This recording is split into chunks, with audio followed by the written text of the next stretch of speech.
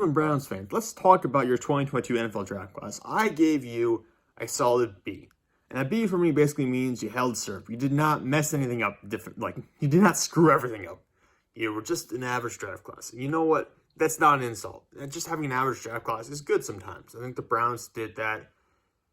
And they had players who I think will really actually contribute as year one, not stars per se, but rotational guys.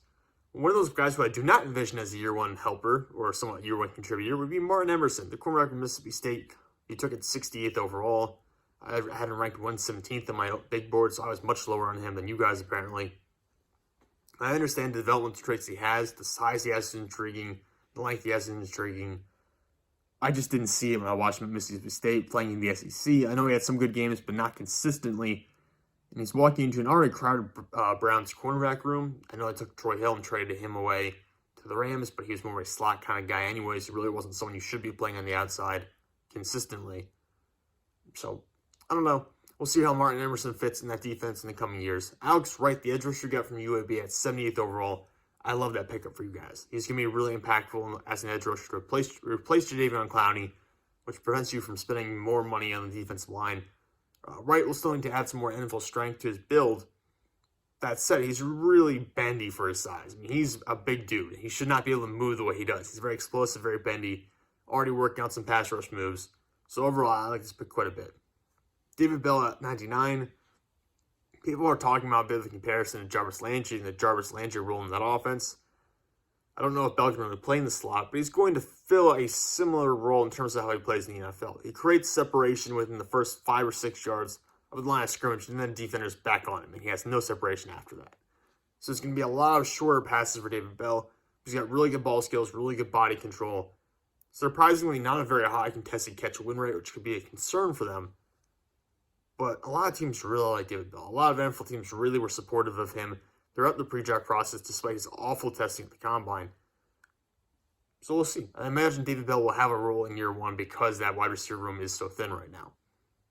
And you can get Perron Winfree at 108. Perron Winfree was a guy who I viewed at the very least as being a third-round pick. And so Winfree from Oklahoma, not going to be a great run stopper, to be honest. That's really not his game. But he's going to provide you a pass rusher. Someone who's going to be able to get pressure from the interior defensive line consistently. You got him on the interior, Alex Wright on the outside, Myles Garrett on the opposite side. Boom. You've got a solid defensive line. Cade York, kicker from LSU at 124 overall. Jerome Ford from Cincinnati, a running back I liked a lot. I have ranked 79th overall on my board. You got him in the 5th round at 156. I don't really know how much value he brings to you, considering you already have a very crowded running back room. That said, if you don't want to pay Kareem Hunt in the future, you don't want to pay some of these guys in the future, Jerome Ford is going to be a solid player in the NFL.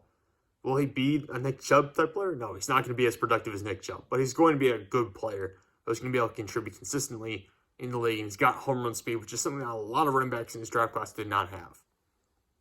And then Michael Woods, the second from Oklahoma, as a wide receiver getting the 6th round, followed up by Isaiah Thomas, an edge from Oklahoma, and Dawson Deaton, the center from Texas Tech, both in the 7th round. Of those 3 picks, I think Isaiah Thomas is the best one. He was fairly productive at Oklahoma. Oklahoma's put a bunch of decent NFL defenders into the league the past couple of years. And Thomas, like I said, was a productive pass rusher at Oklahoma in terms of pressures applied. And I think getting him in round 7, anytime you can get a player at a premier position who was productive in college, and you can bring him into your team, your locker room, with a 7th round pick, that's an instant win every time over. So, everything taken into consideration, I'm giving you a B just because I don't know how many year 1 starters you've got. I would assume that Alex Wright could potentially vie for a year 1 starting role, maybe Perrion Winfree as well. David Bell I already talked about. But again, it's a lot more question marks and a lot more of how this year goes, how the first couple of weeks of the season goes, than anything else. So that's why I'm giving you a B, which is a solid grade in this draft class.